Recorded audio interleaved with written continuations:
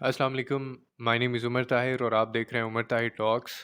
हमेशा याद रखिए कि जब भी अपनी बच्चियां आप रुखसत करें तो इस चीज़ को मेक श्योर करें, इस चीज़ का ख्याल रखें कि आपको पता हो जिसके साथ आप रुखसत कर रहे हैं अपनी बेटी, वो इंसान है, जानवर है या हैवान है। अब ये जो मामलात हैं ये पाकिस्तान में इतने ज़्यादा ये ग्रो कर रहे हैं और इतने ज़्यादा ये कॉमन हो चुके हैं कि अब ये रिपोर्ट ही नहीं होते हैं। जितने आपके सामने ये आ जाते हैं, उससे ज़्यादा ऐसे केसेज़ हैं जो रिपोर्ट ही नहीं होते हैं। अब ये जो रिसेंटली एक वाक़या रिपोर्ट हुआ है और इतने दर्दनाक तरीके से उसको मारा गया है कि वो पिक्चर्स भी मौजूद हैं, लेकिन मैं वो शेयर नहीं कर सकता हूँ कि एक छोटे से आर्ग्यूमेंट से ये लड़ाई शुरू होती है और वो इतनी ज़्यादा आगे चली जाती है कि बालों से घसीट के उसको वॉशरूम तक लेके जाया जाता है। और वो एक ऐसा बंदा है जो वेल एजुकेटेड है, और लेकिन क्या है कि उसको अपने आप पे काबू नहीं है, वो ड्रग एडिक्ट था और उसके बारे में भी कहा जाता था कि वो ज़हनी मरीज़ था। लेकिन ये बातें ऐसी हैं जो सामने नहीं आती हैं। उसको डंबल्स के साथ मारा गया है, रॉड के साथ मारा गया है, जो जिम के अंदर जो डंबल्स पड़े होते हैं, और वो टब जो है वो बाथ टब होता है, उसके अंदर उसको लिटा दिया गया, फिर पानी खोल दिया गया और वो पानी कम और जो ब्लड है वो उसमें ज़्यादा था और पता नहीं कितनी देर तक उसकी जो बॉडी है वो वहाँ पे पड़ी रही है। तो हमारे ये जो सोसाइटी के अंदर एक तरजीहात एक तो हमारी बड़ी गलत हैं, दूसरा हम जो हमारा जो एक कॉन्सेप्ट है ना, ये जैसे वो कहते हैं ना कि a divorce daughter is better than a dead daughter. लेकिन ये बात हमें सारी ज़िंदगी समझ नहीं आई और ना हमने इस पे गौर किया है कि एक वो बेटी जो डिवोर्स लेके आ गई है घर में, और या हमें पता चल गया है कि उसको मारा जाता है, उसके ऊपर तशद्दुद किया जाता है, उसके ऊपर अब्यूसिव वायलेंट होता है, डोमेस्टिक वायलेंट उसके ऊपर होता है, वो कहीं ज़्यादा बेहतर है एक ऐसी बेटी से जिसकी आपको लाश बाद में मिले। लेकिन हम लोग we failed as a nation always, and we failed at so many levels. अब ये इतनी ज़्यादा वाक़यात हम कॉमन हो गए हैं कि ये रिपोर्ट होना ही बंद हो गए हैं। आप देखें किसी के घरों में भी ये मसले चल रहे होते हैं तो हम नोटिस नहीं लेते हैं। हम लोग कहते हैं कि यार ये हर घर की कहानी है। ये हर घर की कहानी नहीं होनी चाहिए।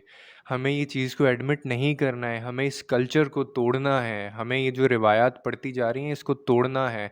औरत के ऊपर हाथ उठाना, ज़ुल्म करना, तशद्दुद करना, ये नॉर्मल चीज़ें नहीं हैं।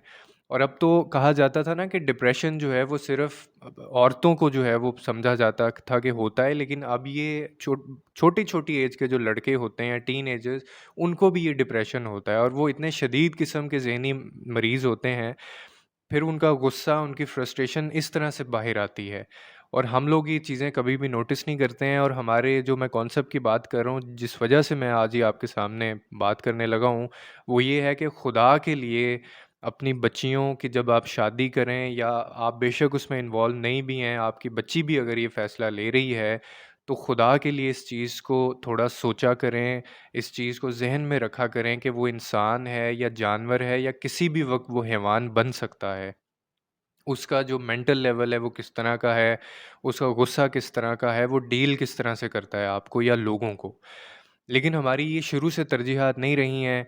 शादी करना बेटी की इतना ज़्यादा हमारे लिए इतना ज़्यादा ज़रूरी हो गया है कि हम लोग ये बिल्कुल नहीं सोचते हैं, और इस खौफ में, फ़ियर में हम रहते हैं हमेशा कि यार पता नहीं इसके बाद जो है वो अच्छा रिश्ता मिलेगा या नहीं मिलेगा। और ये नो डाउट ये एक ज़िम्मेदारी है, ये रिस्पॉन्सिबिलिटी है और ये हर माँ-बाप को निभानी है। लेकिन मेरा आप लोगों से ये सवाल है कि क्या ये इतनी भारी ज़िम्मेदारी बन गई है कि आपने ये बिल्कुल नहीं देखना कि जिससे आप शादी कर रहे हैं, उसका इंटेलेक्चुअल लेवल क्या है, वो ज़हनी तौर पे इंसान कैसा है, रिगार्डलेस ऑफ द फैक्ट कि उसके पास बहुत ज़्यादा पैसा है, उसके पास बहुत ज़्यादा शोहरत है, फ़ेम है, वो बहुत अच्छा पोज़ीशन के ऊपर है, उसकी जॉब बहुत सिक्योर है, या उसका फ्यूचर कितना सिक्योर है। ये चीज़ें तो वो हैं जो हम देखते हैं। लेकिन मैं जिन चीज़ों की बात कर रहा हूँ कि क्या ये इतनी भारी ज़िम्मेदारी हो गई है कि हमें पता होता है कि बेटी के ऊपर ज़ुल्म हो रहा है, उसके साथ ज़्यादती हो रही है। बेटियाँ घरों में मिलने आती हैं, मैं तो हैरान होता हूँ कि अक्सर ऐसा होता है कि बेटियाँ घरों में जब मिलने आती हैं, तो उनके निशान होते हैं मुँह के ऊपर, जो कि साफ़ नज़र आ रहा होता है कि ये किस चीज़ का निशान है। लेकिन हम उसके ऊपर कभी नोटिस नहीं लेते, हम उसको ना बात करते हैं उससे और ना इन्वॉल्व होते हैं इस चीज़ के अंदर, सिर्फ़ इस वजह से कि बेटी का घर ख़राब ना हो जाए और वो जो लोग हैं वो इस चीज़ को माइंड ना कर लें। लेकिन मेरा ये सवाल है अगेन, जो मैंने आगे स्टेटमेंट कही थी कि a divorce daughter is better than a dead daughter. अब यहाँ पे जो केस है ये देख लें, ये सारा नूर मुकद्दम केस था, इसके अलावा दर्जनों ऐसे केस हैं। वो सारे के सारे इनकी में कॉमन एक चीज़ यही थी कि तरजीहात जो हैं वो अपनी सही नहीं रखी गईं। सिर्फ़ शोहरत के पीछे, पैसे के पीछे पागल, उस नशे में पागल होके ये फ़ैसले लिए गए और उसके बाद ये नताइज सामने आए। तो मेरी उन माँ-बाप से ये गुज़ारिश है और अपील है कि खुदा के लिए जब भी आप बेटी को रुख़सत करते हैं तो उसको ये, बजाए ये कहने के कि अब तुम्हारी जिस घर में शादी हुई है, जिससे भी हमने कर दी है वही सब कुछ है, वो घर तुम्हारा है और तुम्हारी लाश ही वहाँ से वापस आएगी, थोड़ा-सा इस चीज़ को बदलें और उसको बल्कि ये कहें कि हमने तुम्हारी जिससे शादी की है, अगर वो जानवर या हैवान निकल आए तो वापस आ जाना।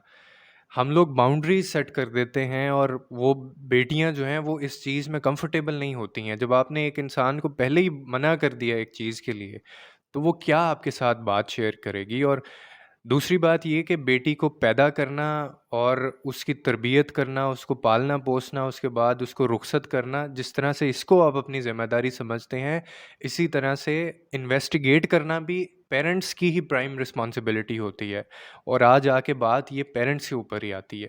तो ये जो बेटियाँ होती हैं, ये पराई नहीं होती हैं, ये आपकी अपनी होती हैं और ये किसी भी वक़्त आपके घर वापस आएँ, वो घर भी उन्हीं का होता है। लेकिन अगर हमने इस रवायत को नहीं तोड़ा, अगर हमने ये जो एक हम अजीब तरीके से अपनी बेटियों की तरबियत करके उनके कानों में बातें डालते रहते हैं, जब तक ये ठीक नहीं होगा मामला, उस वक़्त तक इस तरह के केसेज़ रिपोर्ट होते रहेंगे। क्योंकि कुछ बेटियाँ ऐसी होती हैं जिन्होंने अल्टीमेटली फ़ैसला लेना ही होता है। तो जब आप सही से उन उस बात को नहीं समझ रहे होते हैं, तो वो किसी गलत बंदे को जब चुन लेते हैं, तो फिर इस तरह के मामलात सामने आते हैं। तो दुआ है कि अल्लाह ताला आपकी बेटियाँ भी और जितने लोगों की भी हैं और हम सबको अपने हिफ्ज़-ओ-ईमान में रखे और अक्ल और शऊर जो अल्लाह ताला ने हमें दिया है, हम उसको भी इस्तेमाल करें, ना कि हर चीज़ हम किस्मत के ऊपर, मुक़द्दर के ऊपर छोड़ दें, अल्लाह के ऊपर छोड़ दें कि नसीब अच्छे निकल आए तो ठीक है, नहीं निकले तो ये उसका नसीब है।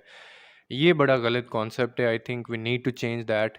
और आखिर पे भी यही बात कहूँगा कि a divorced daughter is better than a dead daughter. Thank you so very much.